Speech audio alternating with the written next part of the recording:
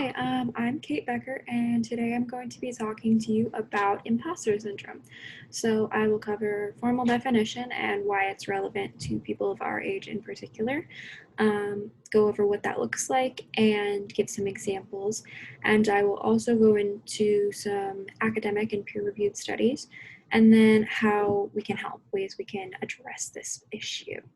So, first off, the formal definition of imposter syndrome is a phenomenon that occurs among high achievers who are unable to internalize and accept their success. They often attribute their accomplishments to luck rather than ability and fear that others will eventually unmask them as a fraud. So, what this might look like is you're sitting in class and you feel like everyone knows way more than you, and you don't belong in this major or this class or this school, and everything seems overwhelming, and you will soon be unveiled as not understanding and not being capable and not deserving of your position or spot. So, a visual to represent this is um, kind of like almost Venn diagrams.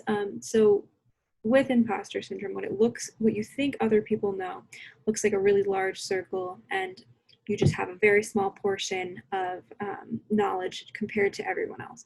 But in reality, we're looking at what you do know as one circle, but everybody else is kind of overlaps, and we all share some knowledge, but ultimately everybody has a lot of different knowledge, and that is a more accurate representation of what we are seeing. So a quote that I found in a video that I really liked was, "We know ourselves from the inside, but we know others only from the outside. So we're constantly aware of all of our anxieties, doubts, and idiocies, yet all we know of others is what they happen to do and tell us."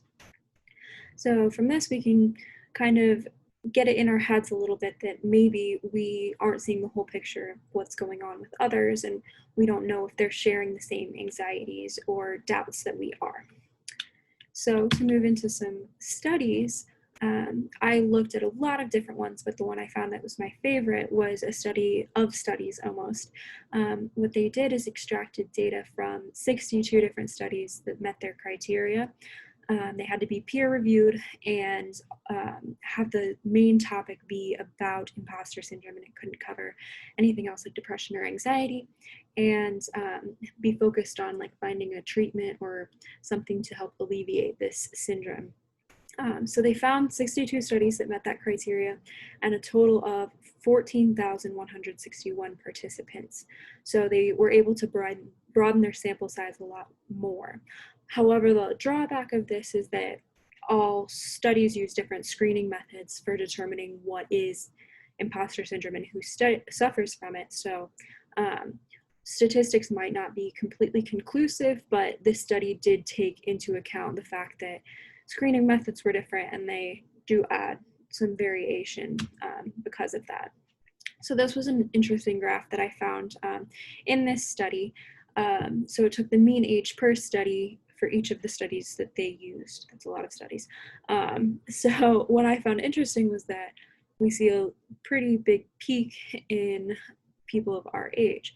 And I think this is because as we come up on graduation from college, from undergrad, we either move into grad school or a professional career. And because of that, there's a lot of new things. So the amount of data that we have on the anxieties and doubts that other people have goes significantly down because we're meeting a bunch of new people and we're in a new environment and a new circumstance where we're not completely sure that we're qualified, if we have the right background. So all of these different things come into account, particularly at this age. So from what the study found, study of studies, I guess, was that 9 to 82% of people suffered from imposter syndrome at one point in their life or another. So there's such a wide range because of the variation in the screening type used. So some were very, very selective, and then others were a little bit on the more accepting side. So but if you do a search of imposter syndrome, the proportion that you're likely going to come up with is about 70%.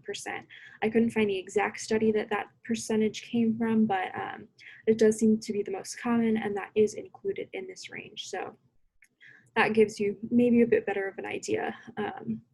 but that's a really large proportion. So I think just knowing that should help with some imposter syndrome, knowing that you're not alone in these feelings of not belonging or not having the right experience or background.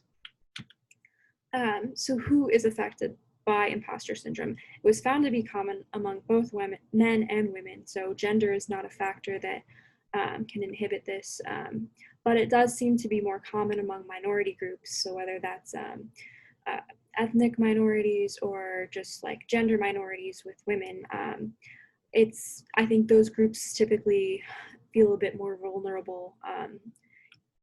They're predisposed to that. So I think that kind of explains a little bit.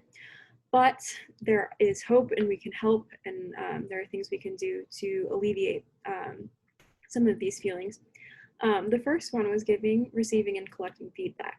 So this is something that feels kind of uncomfortable at times in an academic setting. You have like a grade or a score that kind of tells you how you did, but in a professional setting, you don't get grades. So um, asking your supervisor for pros and cons from your latest project or presentation, and like asking how you can improve and what went well and what did not, just getting that feedback can help you understand that yes, I do belong here, I do fit in, I know, and I'm capable of performing this job or task is helpful. Another thing is acknowledging both effort and accomplishment. If we only measured our success by how many times we were the very best, I don't think that anyone would really find themselves all that successful, because it's impossible to be the best at everything all the time. So just noting effort in addition to successful accomplishment is important. So what did you learn by working on this project? How did you grow? What do you know for the future now? What are you proud of from the improvements you made?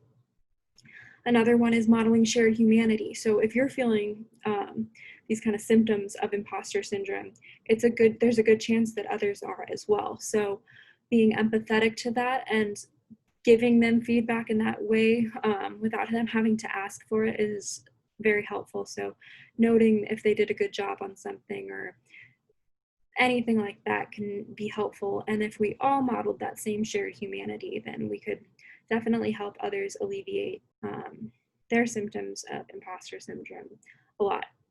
The last one I found interesting, a study proved that it was able to increase effort by about 40%.